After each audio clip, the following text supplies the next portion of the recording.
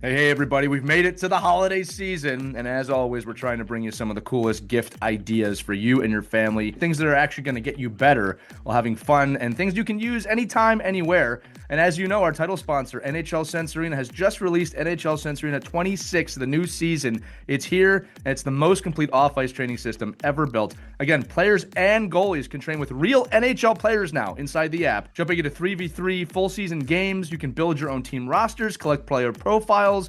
It's a really fun and realistic VR hockey experience. And remember, we talked about this too. You've seen myself use it and my son.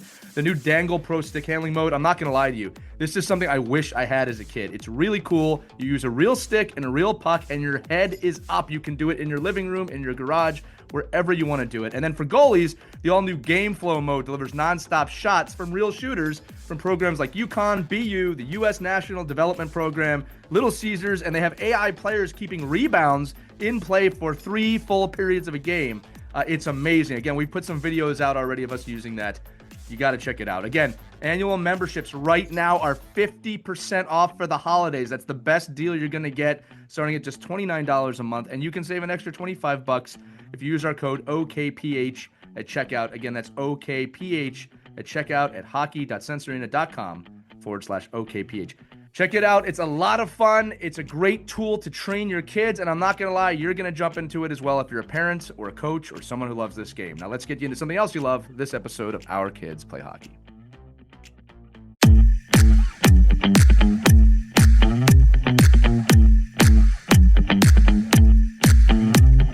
Hello, hockey friends and families around the world, and welcome back to another edition of Our Kids Play Hockey. It's Lee Elias with Christie, Burns, and Mike Benelli. Got another mailbag episode with you. I'm going to dive right into it because the letter is a little long, but very entertaining to read. Here we go. Hey, guys. Always enjoy listening to your podcast. I've got a coaching question for you. Well, my friend, you've come to the right place. I'm a newish hockey parent with an 8-year-old playing his second year in a fairly competitive, well-run organization, and a 10-year-old playing his first year with a less competitive organization.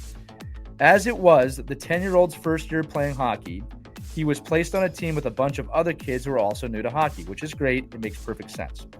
Because this team was made up of a lot of kids that hadn't really played, they didn't have any coaches lined up. They sent out an email asking for volunteers, so myself and 2 other parents volunteered to help out, and the team was also assigned a non-parent coach that had been involved with the organization for 35 plus years. I'm happy that I get to help out, learn some things about coaching, help the kids, etc. Now we're into the season and playing games. We have 4 quote unquote coaches on the bench. The 2 other parent coaches who don't have any hockey experience outside of putting their kids through learn to play are big into yelling directions at the players while they're on the ice. And it's driving me nuts. It's nonstop. It's getting to the point where I don't even want to be on the bench during games. I also feel like 4 adults on the bench may be one too many. Do the kids really need to get feedback from 3 to 4 people? I had imagined that my primary job was opening the door, organizing the lines, providing some encouragement, and letting the head coach do the real coaching in between shifts. I haven't said anything to the head non-parent head coach yet. I'm just not sure if or how to approach the situation. I look at my 8-year-old's coaching situation, and it's a night and day difference. Calm and limited coaching during games. Am I being too dramatic? I was excited to help out, but I'm tempted to only join the bench when one of the other coaches aren't there. And before we discuss this, because I know there's going to be a lot of listeners who go, I know this situation. This situation happens everywhere. Okay? I'm saying that because I don't want people start going into their, did you write Our Kids Play Hockey so they would talk about it? I am telling you, I see this everywhere. So it's a great question. It's a very well-written letter, and I appreciate you sending it to us, sir. Great stuff. Who wants to start? Well, I haven't seen this or experienced it, but I would say there are definitely too many cooks in the kitchen. You need to narrow that coaching staff down, and you definitely need to speak up. The only way it's going to work is if somebody says something that says this is not working. Right. You can't be a silent partner here, and because you got to think about who are you helping? The kids. That's your goal. If the kids are not progressing, if they're not developing, if there's a bunch of argumentative people on the bench, you got to do your part in making that work better. So don't be a silent partner here. That's my advice. Mike, So you were nodding the whole time. when Jim wrote this about me, I really didn't think that he would have brought this to a public forum like this. A very But public forum, a so top-ranked podcast, I might add. so so there's two ways to go about it. Number one is you can go in the stands and undermine the three other people that are left on the bench, and just keep pointing out how terrible they are, and saying, "Oh my, can you believe what they're doing here again? Look at them yelling at the kids. Do you do you think they should be yelling at the kids?" So you could be that person, which happens in every organization and every place in youth hockey, right? That player or that coach that goes up to the stands and then he's no longer the coach and can blame the other three people for the demise of that organization. The other way you could do that, I think, depending on where your, I don't know, stature is in the group or how well you think the maturity level is with the other adults that are on the bench, it might be a great time to introduce like delegation and introduce like the ability to say, hey, if I did this, would you love to handle this? Or if I could help you with this, would you love to handle that?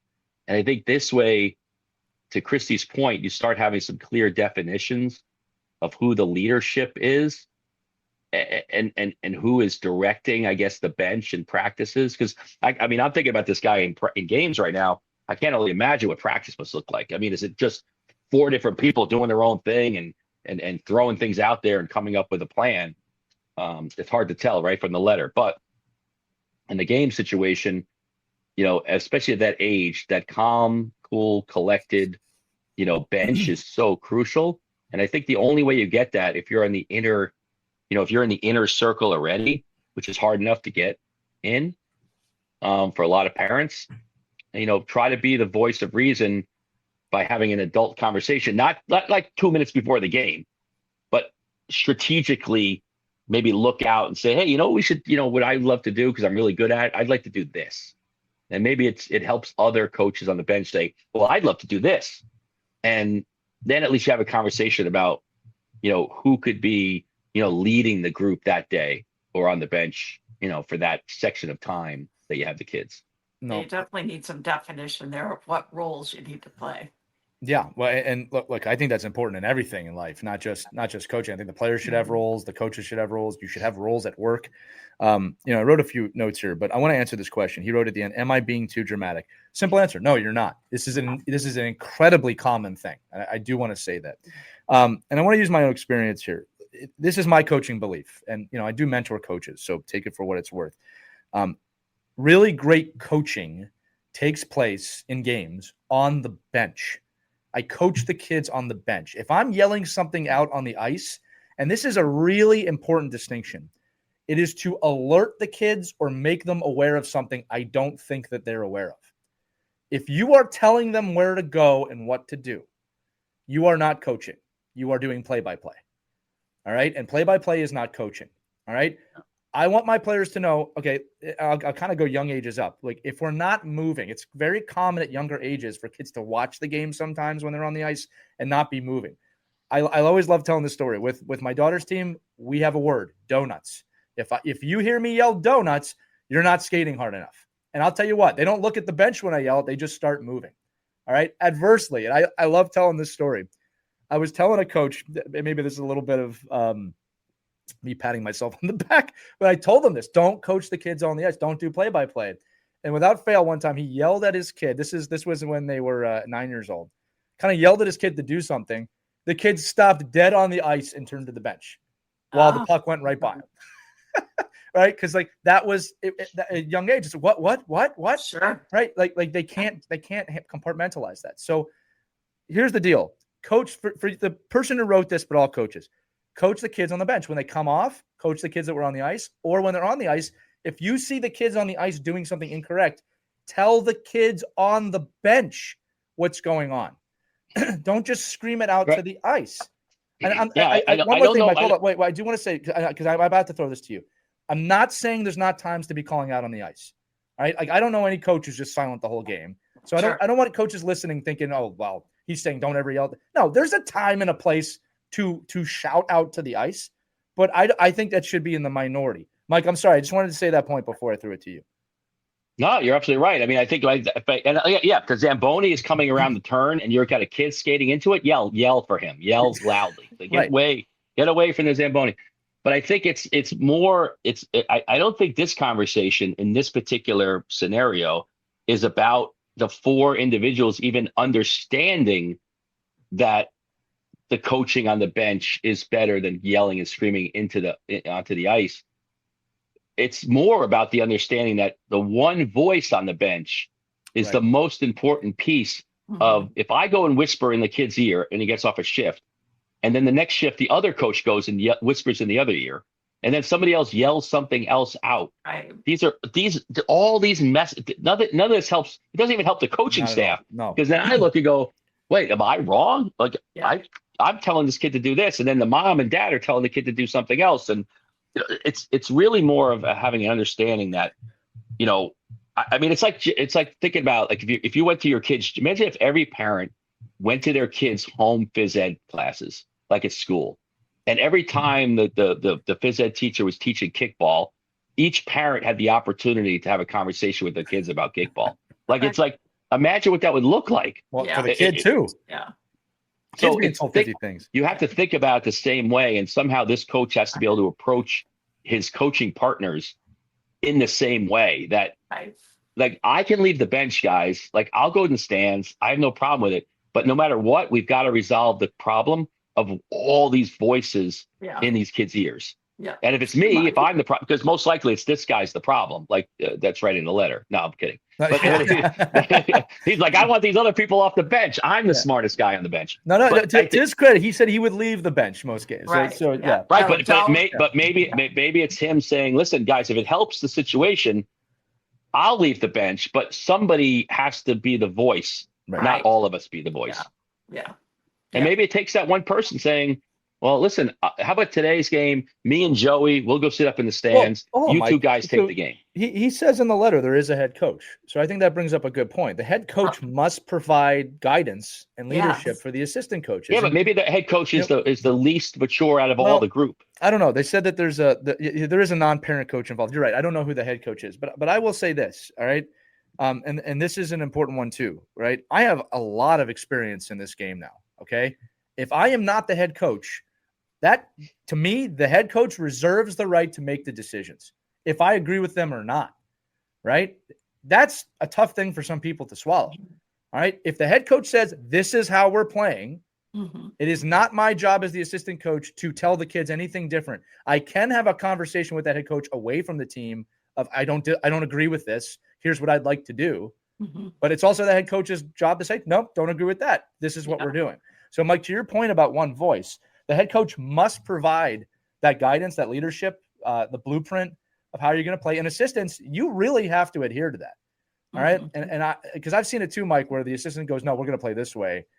I mean, oh man, is that detrimental? It hurts everybody around. I mean, even Gordon Bombay knows this. I mean, the bottom line is, like, you're the head coach and your boss is your assistant coach, but you have to listen to the head coach. Right. Like, it's just like quack Mixer Dustworth. Yeah. So this is just one of those things where you just have to be able to be in a situation where somebody has to have an adult conversation, and somebody, and maybe it's this guy, willing to extract themselves from the place of the conflict. Right. And then by virtue of that's all that's left on the bench, there's only one person talking to the kid. Right. So do they meet as a group? Should this person call a meeting? The four of them get together. Well, let's say there's fighting among the four. They don't get along. Then you've got to go to the head of the organization, I think, at that point. Well, Christie, I would say this. You need to designate the top coach and an assistant coach, and two can be helpers, but not coaching. Yeah. Well, putting ego aside is one of the hardest things to do. Sure. But I will say this: the best coaching staffs I've ever been on, and this is at any level, communicated all the time. In fact, I've praised my son's coaching staff from last year. We didn't win a lot of games. We talked every day. And I wanted to write this. We had 4 coaches also. And there were many games, most games, I did not go on the bench because I felt 4 voices was too much. Agree. Right? All right. And Well, so especially if you know you're a strong voice. Right. Like if you Yes. know you're a strong voice and you're like, so is it better? Is it healthier for me sit in the stands and sit on my hands than fight being on the bench and people seeing my eye rolls and seeing the like the heavy breathing and maybe it's better just to extract yourself in the situation and know that listen, I can't help anybody by being an undermining voice in this. And Mike, this might shock you, but I'm a pretty dominating voice when I'm on a bench.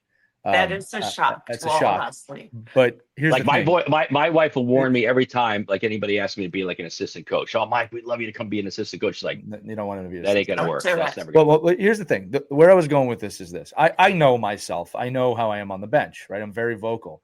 The head coach last year is also like that. So I understood. I do not. They don't need these two voices. Right. So the only time I ended up on the bench was if the head coach wasn't there, and I was kind of replaced that spot on the bench. Or if they asked me to be there, and there were reasons for that. And when they did ask me, there was a role, right? Like, hey, this player might need a little help. Can you focus on this player? And I love that. I'll also say this too, that watching the games as a coach you forget how much of a different perspective you get in the stands, right? About seeing it differently when you're not coaching, you're not seeing things. And there were some great text conversations from coach to coach with that. But just kind of to answer this person's question, I think 4 coaches at this level, at this age group, is too much. Right. I do agree with that. And I think you have to have that conversation. But again, Christie, to answer your question again, yeah, the best coaching staffs talk. They converse, they disagree, they understand how to disagree. And again, they understand the hierarchy. The head coach has the final say. If you can't respect that as an assistant, you should not be on the bench. Right. All right. It sounds like that's not happening in this scenario. Perhaps. I mean, look, the writer of this letter also asked, I thought I would just be opening doors and closing doors. I mean, look, if that's your role, there's nothing wrong with that. Yeah. We need that. Yeah. Trust me, like coaches appreciate that because the last thing I want to be doing when I'm really coaching is opening and closing doors. All right. It can become I can't tell you how many times I've been in that position and there's a kid suddenly there knocking like, Coach, I'd like to get off the ice, please. I'm like, oh, my bad. Yeah, I wasn't watching this, but yeah, look, it's an interesting conversation again. I think again, from a coaching standpoint for the future, right? Like this team is in the place it's in now. Coaches have these meetings, right? Plan practices together or head coach, create your practice and share it. And I'm going to say it again. The team I'm talking about from last year was a 10U team. All right. A 10U team. It was one of the best coaching staffs I've ever been on. And I've been to the pro level. All right. Like it's not like at the top level, they don't do this, right? It can be done at any level you want. All right. But I'm going to say it again, as I said in the beginning. If you're yelling at the kids on the ice and you're telling them where to go, you are not coaching. You are not coaching. You're telling everybody that you know. All right. For the most part. Again, if a kid is not on the boards on a breakout, this is a common one at this age group, right? The puck's coming out. They're not on the boards. Screaming at them, get on the boards is I don't know, below average coaching to me, right? It's they should have a keyword. And it's wrong.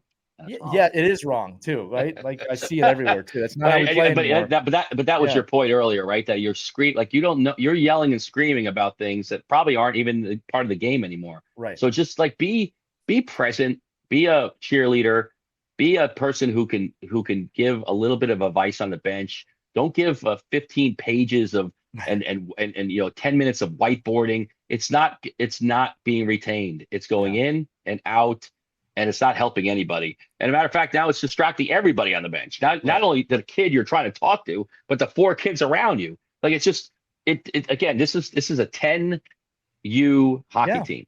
Yeah. This is a find a way to have fun, find a way to be positive. They're beginners. Yeah, they're beginners. Find a way to praise every kid when they get off the ice, whether they made a great pass or a good back check or didn't take a penalty where they could have. Be a great cheerleader and just give the kid some motivation they want to get back on the ice the next shift. Right. Yeah. Another piece of advice in all of that, ego and, trying to figure out who's the best. You just figure out how to make it an experience that these kids are really going to remember and appreciate and develop. Yeah. I'll give you another piece of advice that could be very eye-opening for the coaches. Especially if you have 4, designate someone not to be on the bench every game. You'd be shocked how much different you feel not on the bench watching the kids play, right? Than when you're sitting there and you feel like some personal responsibility for the outcome of the game when you're not even playing in the game, right? The more this is going to make Mike laugh. The more you coach, the more you realize how little you have to do with the outcome of the game. Right? When you start out, you think, man, it's on me to win this game. And then you do it for 20 years and you realize, I got to give some structure so the players can go play the game. Right? All right. Also, too, I've talked about this in previous episodes. And Christie, you just brought it up, the ego, right? That there's subconscious fear that you're going to be judged if your 10-year-old loses this game. And nobody cares. Yeah. All right. Well, the best is when I watch these coaches that claim to be great coaches, and they're telling me what great strategists they are. Right. And I'll watch every single game, and they're down by a goal with a minute left, and their goalie's still sitting in the net. I'm like, that's when you actually make an impact in the game. Yeah, that's when you should be yelling on the ice. Like you should be talking about hey, but the next shift's going on. We have a face-off in their zone. This is where I want you to be in the zone. Like there's a lot to be said for just letting players play. I get all that. But if you're going to claim to be a great strategist and claim that you actually think that you're going to influence the results of a game, then actually coach like you're influencing the results of the game. Yeah. Like do things that you say, that player should be on the left wing, not the right wing, or that player is my best defenseman. But today, I bet you if he was playing wing, we'd be able to score a goal. Like be that coach. Don't be the guy who's thinking you're out coaching the other team by having these long-winded conversations on the bench with the kids that aren't listening to anyway. And at the end of the day, aren't letting them just experience the joy of being out and playing.